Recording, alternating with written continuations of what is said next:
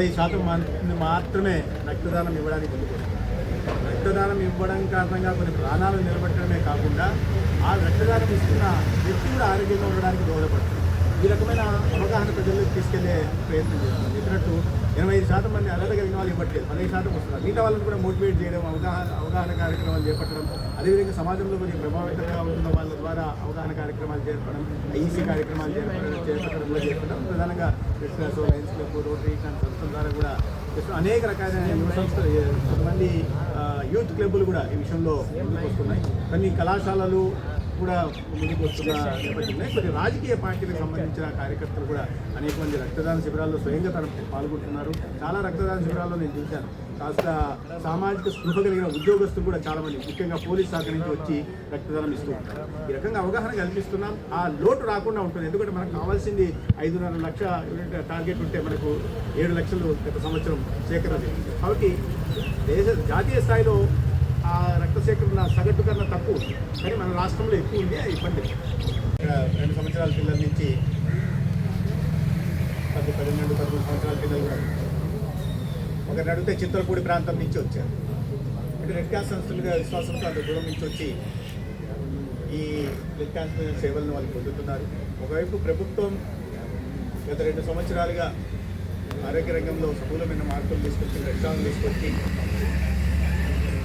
ఆరోగ్య వ్యవస్థను పటిష్టపరిచే కార్యక్రమాలు చేపడుతుంటే, సమాంతరంగా కొన్ని సంస్థలు కూడా దాతృత్వంతో సామాజిక బాధ్యతలు ముందుకొచ్చి విక్రాస్ లాంటి సంస్థలు ప్రధానంగా కాంప్లిమెంట్ చేయడం ప్రభుత్వం చేస్తున్న చర్యల్ని నిజంగా అభినందించదగ్గ విషయం.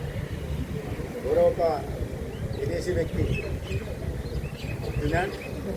హెన్రీ డునాన్ ప్రారంభించిన సంస్థ వాళ్ళ ప్రపంచవ్యాప్తంగా పెద్ద సంస్థలు ఈ శాఖలతో ఉంటారు. ఆంధ్రప్రదేశ్లో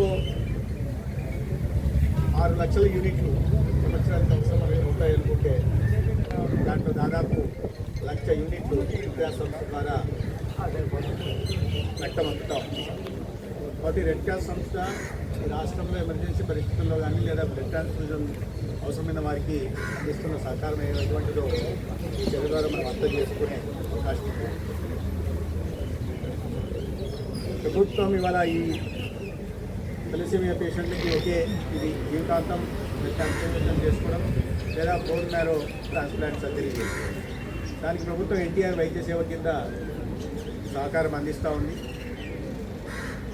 ఎన్టీఆర్ వైద్య సేవ కింద కూడా దాదాపు 4,000 కోట్లు బడ్జెట్లో కేటాయించి ప్రభుత్వ ఆసుపత్రులు కానీ అనేక రకాల నెట్వర్క్ హాస్పిటల్లో కూడా అనేక రకాల వైద్య సేవలు ఉచితంగా అందిస్తూ ఉంది.